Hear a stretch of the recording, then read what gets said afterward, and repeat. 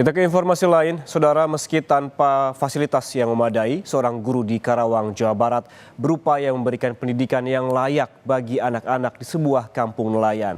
Sang guru juga harus berjuang mengubah cara berpikir warga pesisir akan pentingnya pendidikan.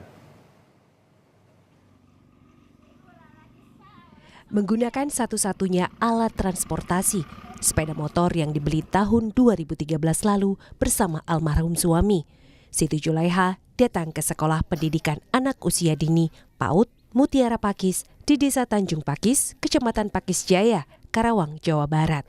Ia datang paling pagi. Di PAUD Mutiara Pakis, Siti Julaiha bertugas sebagai kepala sekolah merangkap guru. Bersama para guru lainnya, ia juga berperan sebagai petugas kebersihan. Siti Julaiha berupaya menciptakan tempat belajar yang layak. Ia tahu seperti apa rasanya ketika semangat belajar anak-anak di kampung nelayan ini harus berbenturan dengan fasilitas pendidikan yang tidak memadai. Tidak akan lekang dari ingatan Siti Julaiha tahun 2009 saat ia harus mengajar para siswa PAUD dengan cara berpindah tempat karena tidak memiliki bangunan sekolah. Kegiatan belajar mengajar pun dilakukan di rumah-rumah warga dengan kondisi apa adanya. Seringkali, kegiatan belajar mengajar harus terhenti saat sedang berlangsung, lantaran rumah akan digunakan untuk kepentingan lain oleh pemiliknya. Siti Julaiha pun harus mencari tempat lain agar pembelajaran tidak terhenti. Siti dan suami juga pernah mengajak para orang tua untuk mengumpulkan iuran, agar sebuah bangunan sekolah berdiri untuk tempat anak-anak belajar.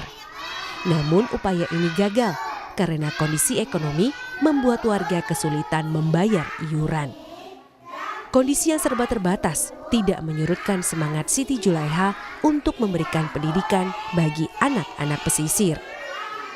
Doa akhirnya terjawab. Pada 2011, sebuah perusahaan berniat membangunkan ruang belajar. Namun niat itu terkendala karena Siti tidak memiliki lahan. Namun Siti tidak mau melewatkan kesempatan. Ia dan suami berupaya mendapatkan lahan. Hingga akhirnya ruang belajar siswa PAUD pun berdiri. Siti dan para murid tidak perlu lagi belajar secara nomaden. Selesai satu persoalan, Siti percaya diri untuk maju selangkah, yaitu membuka pikiran warga di kampung nelayan akan pentingnya pendidikan anak usia dini sebagai persiapan anak memasuki pendidikan dasar. Saya itu belajar benar-benar yang sekolah itu yang benar-benar emang kesadarannya orang tuanya udah tinggi, yang sekitar kita itu udah sih untuk apa sekolah PAUD, sekolahnya bermain gitu loh, karena memang kita kan dicanangkan bermain sambil belajar ya Pak. Kalau PAUD tuh bukannya untuk langsung belajar angka, huruf, baca, tulis, kan nggak begitu kalau PAUD. Nah itu yang mindset seperti itu nggak terpakai sama warga sekitar. Untuk apa bermain, di rumah juga bermain, kata mereka begitu. Tapi sekarang kemarin kesadaran mereka semakin tumbuh, pentingnya stimulus anak itu di PAUD, jadi mereka semakin mengerti. Setelah berjalan beberapa tahun, ujian dan rintangan kembali dihadapi Siti Julaiha.